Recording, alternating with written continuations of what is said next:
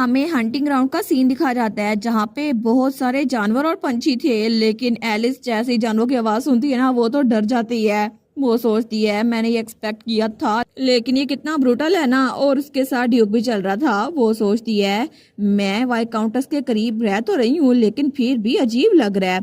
मुझे लगता है कि हम लोग जंगल के बहुत ज्यादा डीप हिस्से में आ गए हैं जहाँ पर हेसिस कभी भी आ सकता है।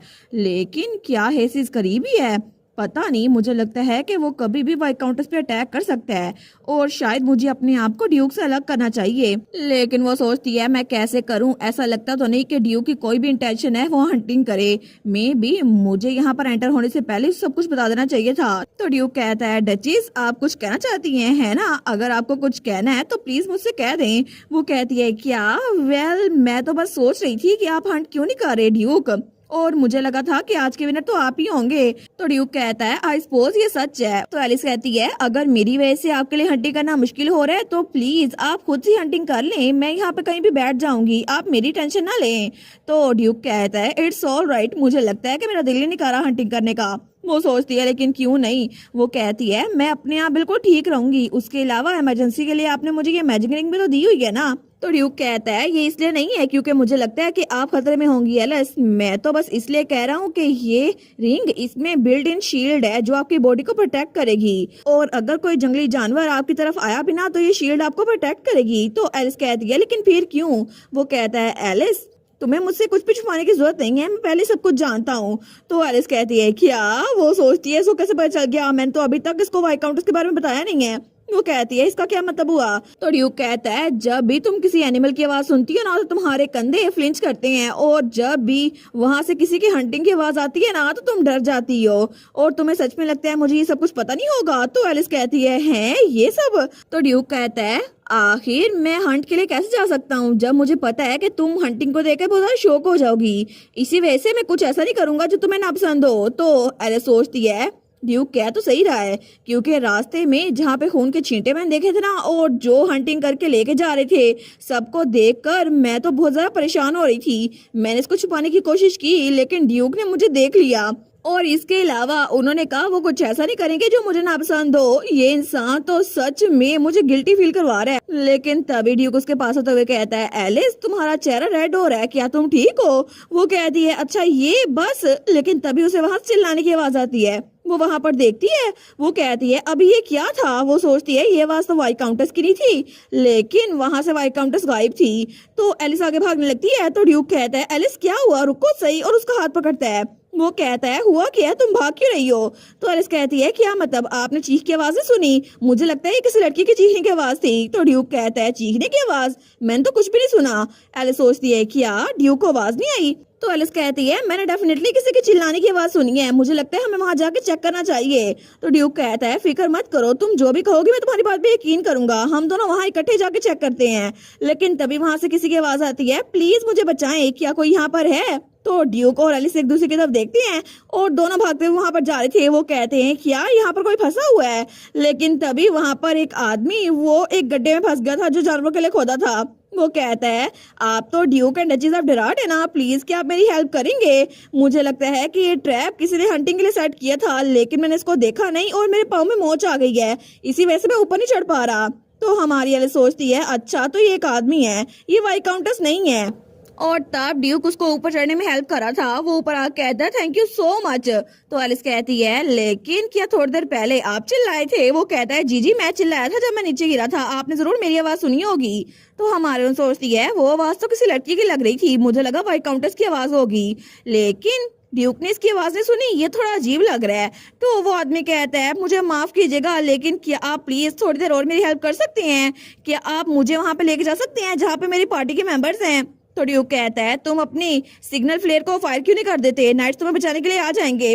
वो कहता है ड्यूक मैं ये नहीं कर सकता ना, अगर मैंने सिग्नल फ्लेयर को फायर कर दिया तो इसका मतलब होगा मैं पीछे हट रहा हूँ, मेरे फादर तो मुझे जान से मार डालेंगे अगर उसे पता चला कि मैं पीछे हट रहा हूँ, प्लीज प्लीज मुझे छोड़े ना, वहां पर मैं पीछे नहीं हट सकता। तो एलिस कहती है ड्यूक उनकी हेल्प करे ना। तो ड्यूक कहता है डचीज वो तो बेचारा बड़ा अनोय हो रहा था, लेकिन वो सोचती है मुझे पता ही अनोय हो रहा है, लेकिन मुझे वाइट काउंटर्स को ढूंढने के लिए कॉलेज से अलग होना ही पड़ेगा। वो कहती है मेरी टांगे भी दर्द होना शुरू हो गई हैं, तो मुझे लगता है मैं यहाँ पर रेस्ट करूंगी। तो ड्यूक कहता है फिर भी। तो एलिस कहती है फिक्र मत करे ना, मुझे थोड़ी सी भी चोट नहीं लगी, मेरे पास ये रिंग भी है। तो ड्यूक कहता है वेरी वेल, मैं थोड़ी देर में वापस आ जाता हूँ उसको छोड़ के। और तब वो उस आदमी को उठाता है और कहता है तुम्हारे साथी कहाँ पर है। तो वो आदमी कहता है बस सामने चलते जाएं। और एलिस वहीं पर खड़ी थी, लेकिन तभी ड्यूक के जाने के बाद वहां से पलटने लगती है। वो कहती है ऑल राइट, मुझे पहले जाके चेक करना होगा कि वाई काउंटर्स कहाँ पर है। लेकिन तभी वो इधर तो देख रही थी, उसे वाई काउंटर्स कहीं नजर नहीं आ रही थी। वो सोचती है वाई काउंटर्स यहीं पर तो थी, लेकिन कहाँ गई। तभी वो एक पेड़ पे हाथ लगाती है, लेकिन तभी वहां पर मैजिक स्पेल यूज हुआ था। तो एलिस जब अपने आगे देखती है तो वो एरिया पूरा जंगल से अलग लग रहा था। वो कहती है क्या ये तो मैजिक स्पेल है ना। लेकिन तभी उसे नजर आता है वाई काउंटर्स वहां जमीन पे बेहोश पड़ी थी। तो एलिस सोचती है इसको क्या हुआ है, लेकिन तभी उसके सामने कोई आदमी खड़ा था और तब वो था हेसिस, एम्प्रेस का राइट हैंड मैन। वो कहता है हेलो डचीज। तो एलिस वहां पर देखती है, वो सोचती है हेसिस, ये तो हेसिस ही होगा। लेकिन तभी वो टाइम जाया नहीं करती और अपनी फिंगर पे बाइट करती है और उसका ब्लड अपनी रिंग के ऊपर डालती है। वो सोचती है अब तो कलिस यहाँ पर आ जाएगा मुझे बचाने के लिए। लेकिन तभी वहां पर कुछ भी नहीं होता, वो तीनों वहीं पर थे। तो वो सोचती है कि यार ड्यूक यहाँ पर आ क्यों नहीं रहा, मैंने इस रिंग के ऊपर अपना ब्लड डाला तो है, फिर भी ये काम क्यों नहीं कर रही। तो हेसिस कहता है ऐसा लगता है तुम्हारी रिंग मैजिक रिंग है, लेकिन यहाँ पर डिवाइन पावर और मैजिक काम नहीं करता। तो हमारी एलिस कहती है क्या। वो कहता है ये सब स्पेस है जो मेरे मास्टर ने डायरेक्टली तुम्हारे लिए बनाई है, वाई काउंटर्स। तो हमारी सोचती है एम्प्रेस ने, मुझे पता था कि वो वाई काउंटर्स के पीछे है, लेकिन मैं भी। तो वो कहती है एक मिनट, तुम्हारा कहने का मतलब है ये सब कुछ सिर्फ वाई काउंटर्स के लिए नहीं था, मतलब उन्हें मुझसे भी छुटकारा हासिल करना था। तो तब वो कहता है तुम्हें तो अच्छे से बात पता चल गई। तो एलिस सोचती है क्या ये पागल तो नहीं हो गए, ये तो बिल्कुल कहानी से अलग चल रहा है। ऐसा लगता है कि ड्यूकल हाउस उस वक्त अनस्टेबल था कहानी में, लेकिन अब मैं जिंदा हूँ और अब ड्यूक भी होश में आ चुका है। तो लगता है एम्प्रेस मुझे भी मरवाने की कोशिश करी है, लगता है वो बिल्कुल पागल हो चुकी है, फिर भी मुझे यहाँ से निकलना होगा। तो तभी वो थोड़ा पीछे होने लगती है, लेकिन तभी वहां पर बिल्कुल दीवार सी बन गई थी। वो सोचती है हैं ये दीवार। तो तभी वहां से आगे बढ़ने लगती है, लेकिन वो एरिया ब्लॉक था। तो तब हेसिस उसके पास आते हुए कहता है ये बिल्कुल ब्लॉक है, बाहर जाने का कोई रास्ता नहीं है, तुम तो बिल्कुल परफेक्ट ट्रैप में आ गई हो। तो एलिस कहती है ट्रैप, एक मिनट। वो सोचती है वो आदमी जो थोड़ी देर पहले हमें मिला था वो भी एक ट्रैप था। तो हेसिस कहता है बिल्कुल वो एक ट्रैप था, वो तुम्हें और ड्यूक को अलग करने के लिए था और तुमने मेरे ट्रैप में फंस कर बड़ा अच्छा काम किया।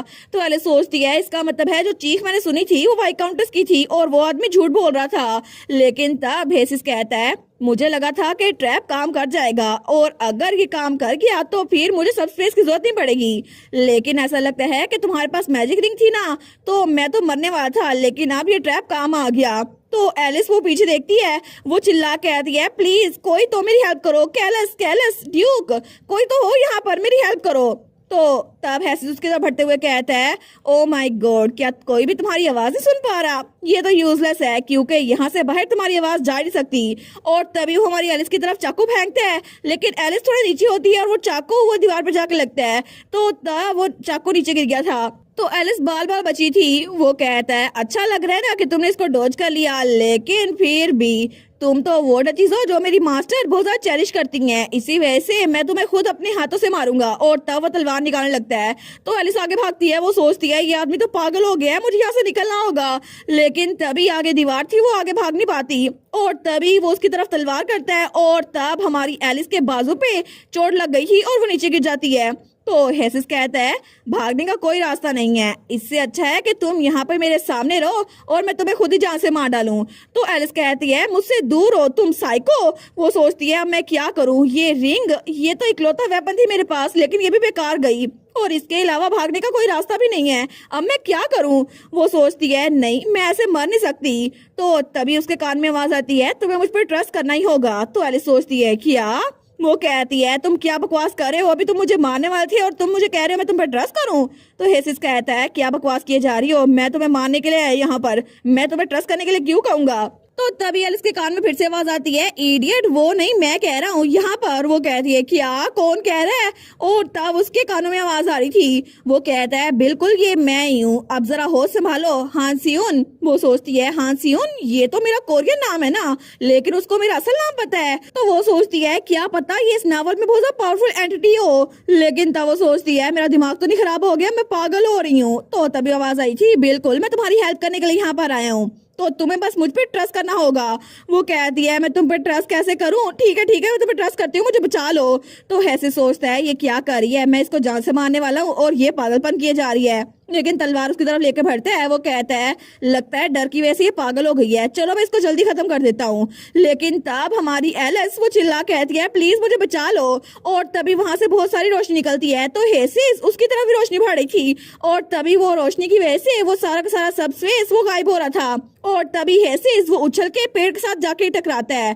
तो तभी हमारी एलिस जब ऊपर देखती है ना, तो तब वो सब स्पेस गायब हो गई थी। वो सोचती है क्या मैं बच गई? तो वो सोचती है ये असैसिन ये तो दूर जाके गिरा है। लेकिन जैसे ही वो अपने हाथों की तरफ देखती है ना, वो कहती है मुझे तो थोड़ी चोट लगी है, लेकिन इसका मतलब है डिवाइन पावर अगर सच में स्ट्रॉन्ग हो तो उसके जरिए अटैक भी किया जा सकता है। वो तो बड़ी खुश थी कि मैं जिंदा हूँ। लेकिन तभी उसकी डिवाइन पावर ज्यादा यूज करने की वजह से उसके मुंह से खून निकलता है।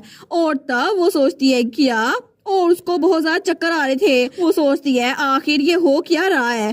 तो तब उसको आवाज आई थी, लगता है कि हम दोनों को ज्यादा स्ट्रांगली कनेक्ट हो गए हैं। वो सोचती है हैं ये आवाज फिर से। लेकिन तब उसको कुछ समझ नहीं आता और वो वहां पे बेहोश हो गई थी। और जहाँ पे एलिस की चोट लगी थी ना, वहां से बहुत ज्यादा खून निकल रहा था। और इसी के साथ ये वाला पार्ट यहीं पर ख़त्म। तो आप लोग बताइएगा आप लोग को ये पार्ट कैसा लगा, और वीडियो को लाइक और चैनल को सब्सक्राइब लाजमी कीजिएगा। बाकी वीडियोस का लिंक भी स्क्रीन पर नज़र आ रहा होगा, तो काइंडली उनको भी चेकआउट कर ले। और thank you so much for watching my videos. Stay safe, bye bye.